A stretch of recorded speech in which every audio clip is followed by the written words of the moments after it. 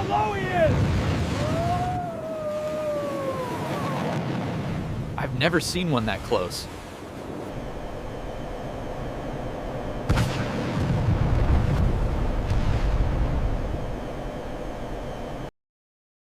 The radar operator on the world's most powerful warship, the nuclear-powered USS Enterprise, stared at his screen in disbelief. The airspace around the carrier was supposed to be a fortress protected by the most advanced American Phantoms and Crusaders money could buy. But suddenly, a vampire, a hostile contact, appeared out of nowhere, not high above, but skimming the wave tops at near supersonic speeds. Before the American Combat Air Patrol could even vector for an intercept, the mysterious jet pulled up, buzzed the tower of the massive supercarrier, and signaled a simulated kill. The U.S. Admiral looked up to see a strange, twin-boom fighter banking away. It wasn't Soviet, it was British, and it had just proven that the invincible U.S. Navy had a fatal blind spot. Welcome to Hidden Valor. Before we begin, tell me in the comments where are you watching this video from. To understand the shock of this encounter, we have to transport ourselves back to the early 1960s. It was a time of immense transition and tension. The Cold War had turned the oceans into a global chessboard. Every nation was picking a side, and the two superpowers, the United States and the Soviet Union, were building arsenals that could end the world in an afternoon. In the middle of this arms race stood the United States Navy. They were unrivaled. They had emerged from World War II as the masters of the sea, and by 1962, they were launching a new kind of weapon, the supercarrier.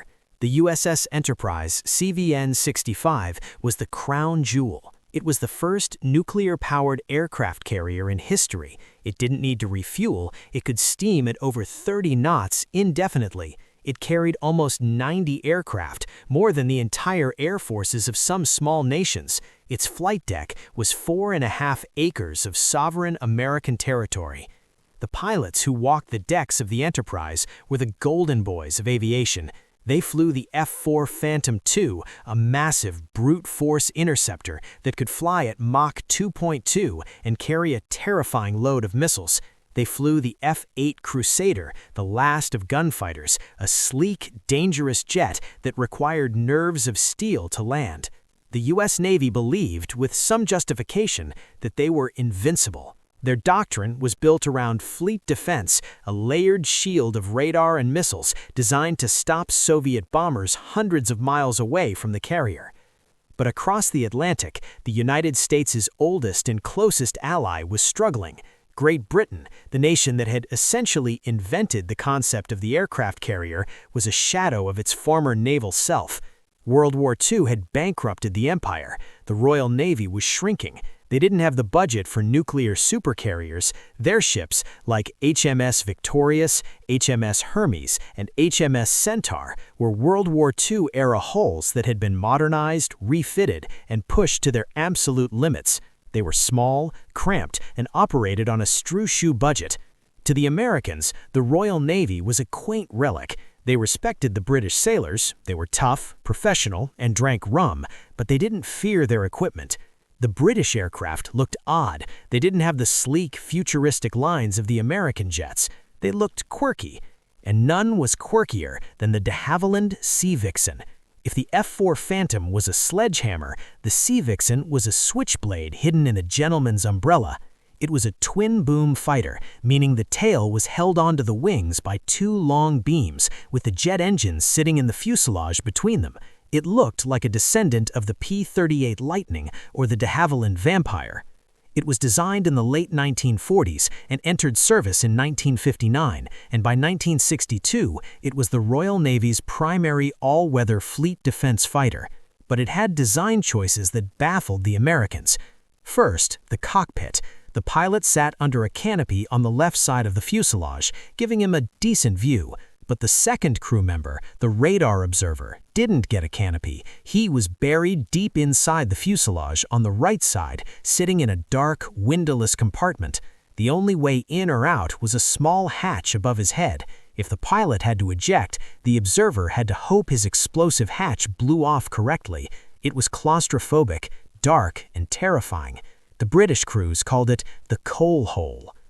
Second, the speed. The Sea Vixen was subsonic in level flight. In a dive, it could break the sound barrier, making a supersonic bang, but it couldn't sustain Mach 1 like the Phantom could. In an era where faster is better was the only rule that mattered, the Sea Vixen looked slow. Third, the weapons. It had no guns. The British designers, like the Americans, believed the age of dogfighting was over. They armed the Sea Vixen with red-top missiles. These were heat-seeking missiles, but with a twist. The British briefed their crews in the cramped ready rooms of the Victorious. They knew the stats. They knew if they tried to fight the Phantoms at 30,000 feet, they would die. The Phantom could just climb away, swoop down, fire, and climb away again. It was boom and zoom tactics 101. So the British flight leaders decided to change the game. If we go high, we lose, they reasoned. So we go low, very low. The Sea Vixen was built for the deck. Its thick wings, which created drag at high speeds, generated massive amounts of lift at low speeds. It was stable, responsive, and tough. The exercise kicked off.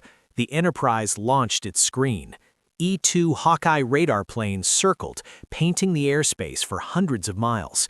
F-4 Phantoms and F-8 Crusaders orbited, waiting for the enemy to show up on their scopes. They waited and waited. The radar screens were clear. No contacts at 30,000 feet, no contacts at 20,000 feet. Where are the Brits? The American controllers wondered. The Brits were 50 feet above the water. A formation of Sea Vixens from 893 Naval Air Squadron had launched from Victorious and immediately dropped down to the wave tops. At this altitude, radar has a massive problem: clutter. The waves of the ocean reflect radar energy, creating a messy, static-filled picture on the scope. A low-flying jet blends into the static. It becomes a ghost. The British pilots pushed their throttles. The Rolls-Royce Avon engines guzzled fuel, but the speed climbed. 400 knots, 500 knots. They were racing toward the Enterprise strike group completely undetected. Inside the coal holes, the British observers were working overtime. Their radar, the AI-18, was a beast. It was heavy and complex, but it was powerful. The observers guided their pilots, keeping them on course, calling out the vectors.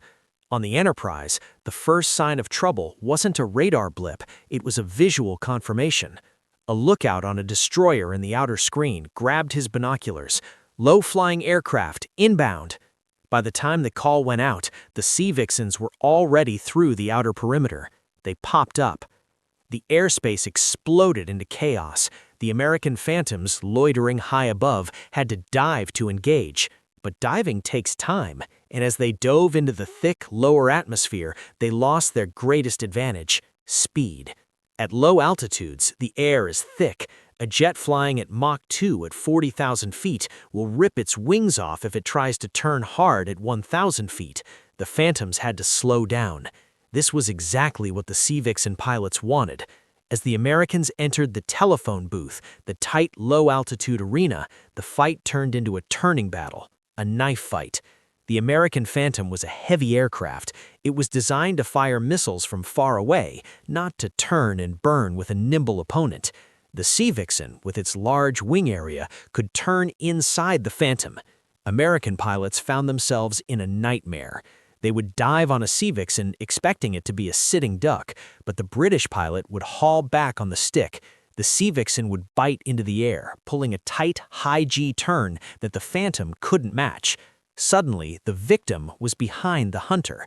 Fox 2 called the British pilots over the exercise frequency, signaling a simulated missile kill. Again and again the call went out. The British Sea Vixens were shooting down the superior American jets. But the biggest shock was the red-top capability. In one engagement, a Phantom pilot tried a head-on pass, thinking he was safe because heat-seeking missiles, like the ones he carried, couldn't lock on to a nose. He was wrong. The British pilot got a tone on the Phantom's friction-heated nose cone and called the shot.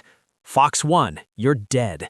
The American pilot argued on the radio, "You can't shoot me from the front with a heater." The Brit replied, "I can, and I did." The humiliation of the dogfights was bad, but the strike mission was worse.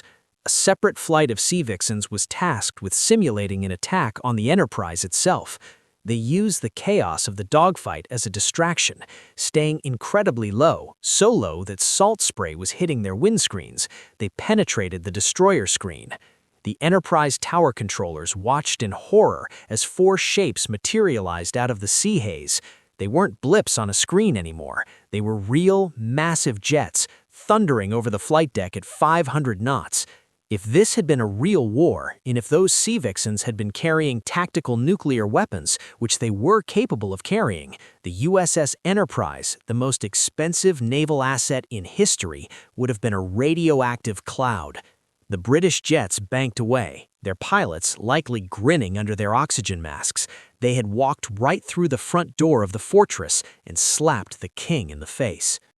The exercise wasn't just about fighting, it was about integration. The ultimate display of this was cross-deck operations, where British jets would land on the American carrier and vice versa. This was where the cultures truly clashed. When the Sea Vixen approached the Enterprise, the LSOs were nervous. The Sea Vixen was heavy, over 40,000 pounds fully loaded. It had a high landing speed, and it was weird. But the British pilots were used to landing on HMS Victorious, a ship with a flight deck that looked like a postage stamp compared to the Enterprise. To them, the American supercarrier looked like an infinite runway. A Sea Vixen came into the groove. The pilot called the ball. He slammed the jet onto the deck, catching the number 3 wire perfectly. The heavy jet came to a halt. The American deck crews swarmed the aircraft. They had never seen anything like it. They stared at the twin booms, they peered into the dark coal hole and asked the observer if he was being punished. But the real shock came when the pilots stepped out. The British pilots were wearing different gear, speaking with different accents, and carrying an attitude of quiet, professional superiority. They had just beaten the Phantoms, and they didn't need to brag about it. The scoreboard spoke for itself. Then came the launch. The Enterprise's steam catapults were monsters. They were designed to throw 60,000-pound bombers into the air. When they hooked up the Sea Vixen, the British pilot was in for the ride of his life. On British carriers, the catapult stroke was short and violent. You barely reached flying speed before falling off the end of the deck. On the Enterprise, the catapult was so long and powerful that the Sea Vixen was accelerated to a speed well above its stall speed. One British pilot described it, "It was the smoothest kick in the backside I've ever had. Usually, on Vic, you go off the end and sink a bit before flying. On Enterprise, you go off the end and you're already halfway to the moon." The U.S. Navy didn't take this lying down.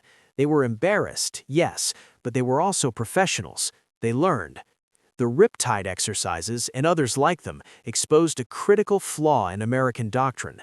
They realized that relying solely on high-altitude missiles was a mistake. They realized that their radar systems needed to be better at seeing through ground clutter.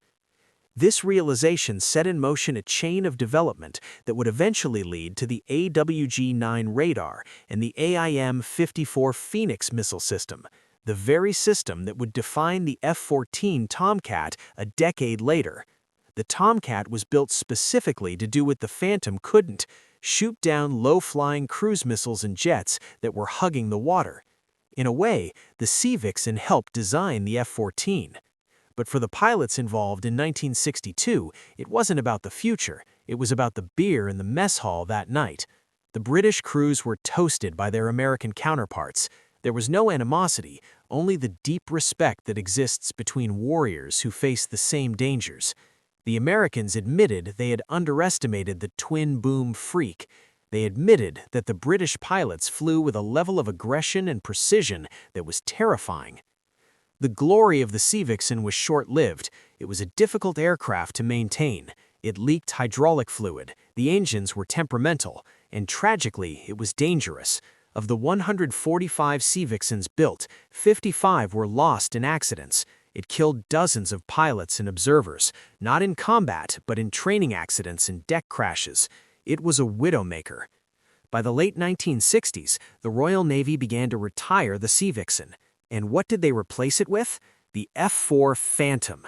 The irony was palpable. The British government decided to buy the very American jet that the Sea Vixen had humiliated in the exercises. The anglicized Phantoms, equipped with Rolls-Royce engines, would serve the Royal Navy for another decade. But the pilots who flew the Vixen never forgot. They knew that for a brief, shining moment, they were the top dogs. They knew that they had taken a subsonic, weird-looking, gunless aircraft and used it to penetrate the defenses of the greatest superpower on Earth. The story of the Sea Vixen versus the U.S. Navy is a reminder of a fundamental truth in warfare. Tools are only as good as the hands that hold them. The Americans had the better technology. They had the speed, the range, and the money. But the British had the tactics. They understood their machines' limitations and turned them into strengths. They used the environment, the sea surface, as a cloak. They used the sluggishness of the American jets at low altitude as a weapon. It's a lesson that is still taught in Top Gun and other fighter weapons schools today. Do not underestimate your enemy based on the spec sheet of their aircraft. A skilled pilot in an obsolete plane is infinitely more dangerous than a rookie in a spaceship. Today, the Sea Vixen is a rare sight. Only one remains airworthy in the world, kept alive by enthusiasts who refuse to let the foxy lady die. When it flies at air shows, people marvel at its strange shape. They take pictures of the twin booms. They peer into the coal hole and shudder. But few of them know that this museum piece once held the USS Enterprise at knife point. Few know that this forgotten fighter once taught the U.S. Navy a lesson it would never forget. The Sea Vixen was the last of its kind, an all-British heavy carrier fighter. It represented the end of an era when the Royal Navy tried to do everything alone. But it went out swinging. It proved that innovation and daring can bridge the gap between poverty and power. Thanks for watching. If you enjoyed this deep dive into naval history, please hit that like button and subscribe to Hidden Valor for more stories from the edge of the envelope.